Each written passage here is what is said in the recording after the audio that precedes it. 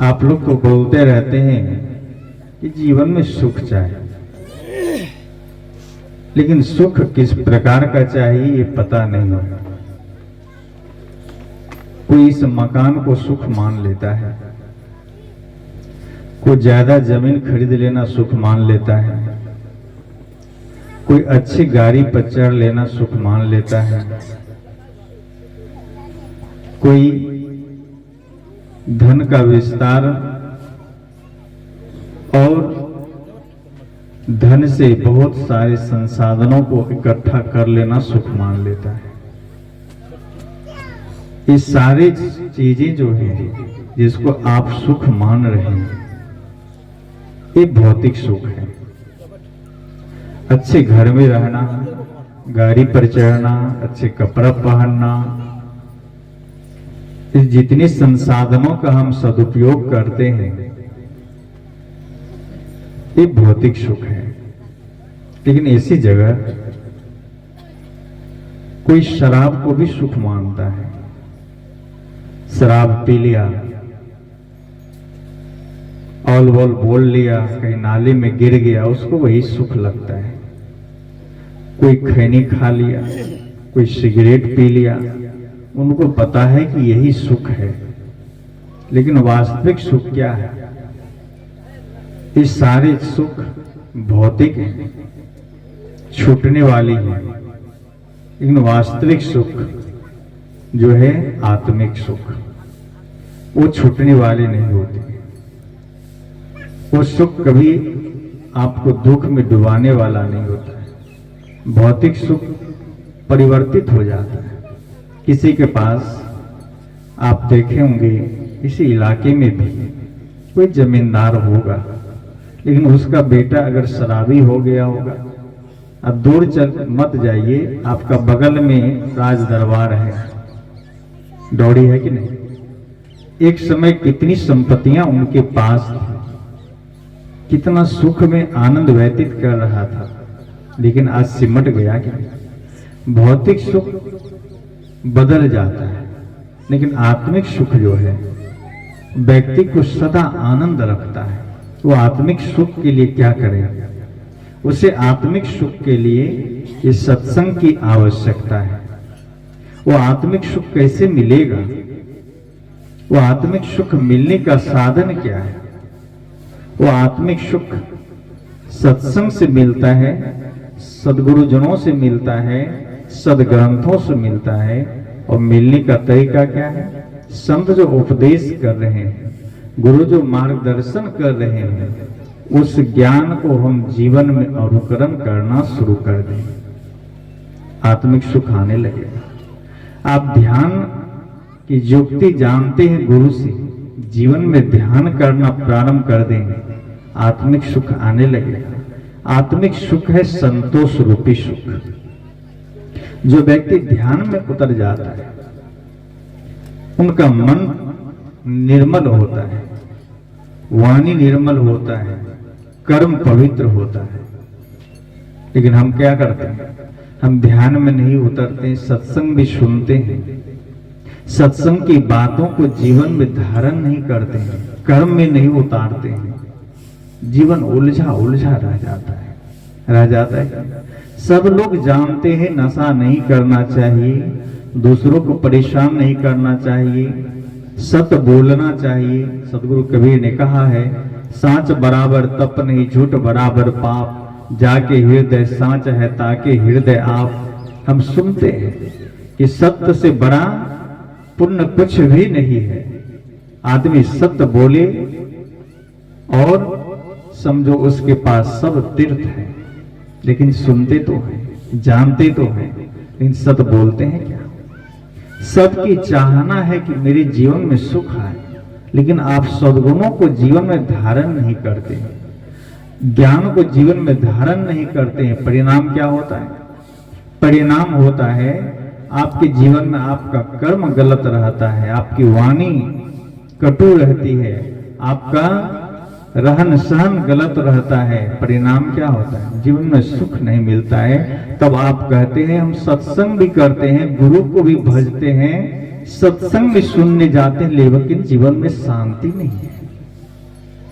चाहे जीवन भर सत्संग सुनो, जीवन भर गुरु का स्मरण करो, जीवन भर गुरु का दर्शन करो, सदग्रंथ को पढ़ो, सिर्फ इतना ही ना करो, कर्म में उसे उतारो नहीं तो सुख नहीं आ सकता। ये प्रत्येक व्यक्ति की मांग है सुख। सदगुरु कबीर कहते हैं चाहत सुख दुख संगन छारा।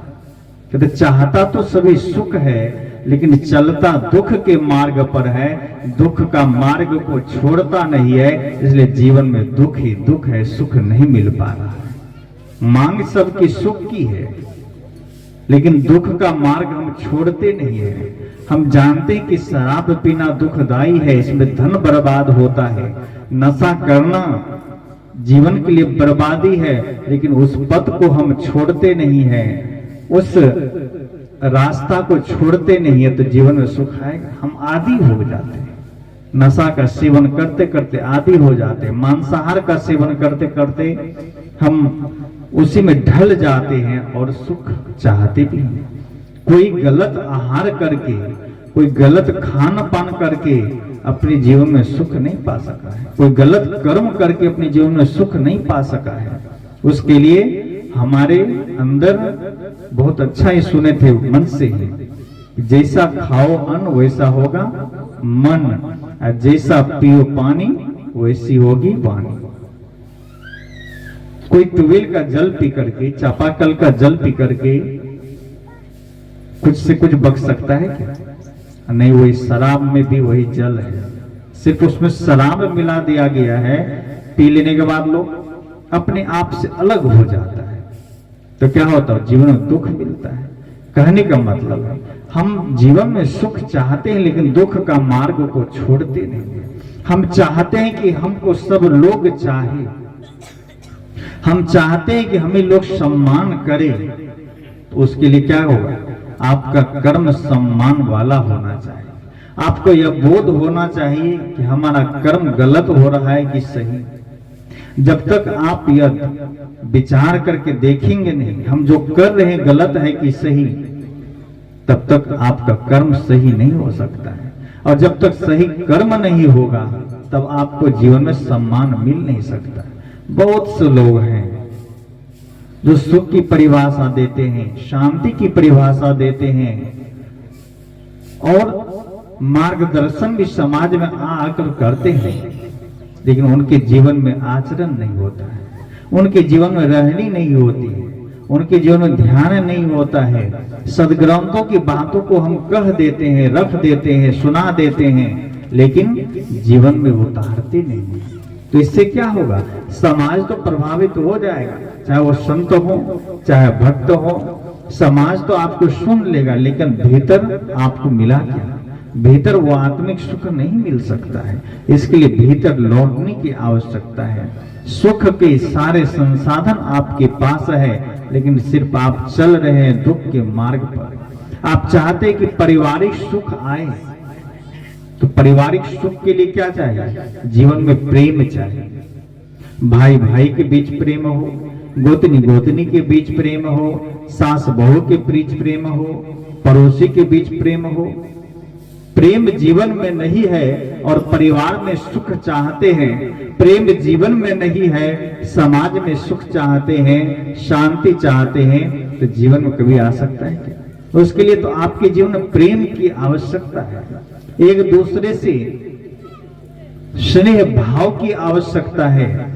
जब तक यह जीवन में नहीं है तो आपका जीवन कलापूर्ण रहेगा। आप बाहर की मंदिर में सुख पाने के लिए जाते हैं, बाहर तीर्थों में सुख पाने के लिए चाहते हैं, और घर शमशान बना हुआ है तो जीवन में सुख नहीं आ सकता। बाहर की मंदिर में जाओ न जाओ, घर को मंदिर बना लो, इस शरीर को मंदिर समझ लो और पड़ोसी को देवता समझ लो, अपने से बड़े लोगों को देवता समझ लो, तो देखो सुख आ जाएगा आपके पास। लेकिन हम इतना ही नहीं करते।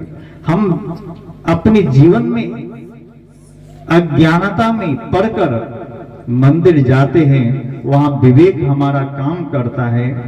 बड़े प्यार से फूल डलिया लेते हैं, जल लेते हैं, अगरबत्ती लेते हैं, बतासा लेते हैं, मिठाई लेते हैं और मंदिर के पास जाकर के सबसे पहले शरीर की शुद्धि करते हैं, जल छिड़कते हैं, अगरबत्ती जलाते हैं, प्रसाद चढ़ाते हैं और एक बार ओम नमः शिवाय, जय हनुमान ज्ञान गुण सागर, जय कपिदेव लोक उजागर, जो जिसको भजते हैं तो मंत्र जाप करके लौट जाते हैं। 2 मिनट के लिए, 10 मिनट के लिए, आधे घंटे के लिए मंदिर जाकर के लौट जाते हैं।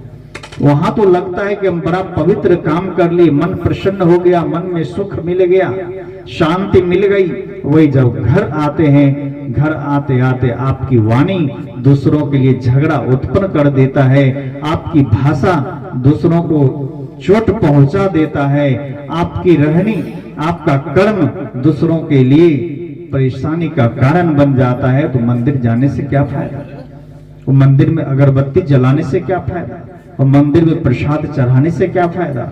इसलिए मंदिर जाओ न जाओ, मैं कहता हूँ घर को मंदिर बना लो।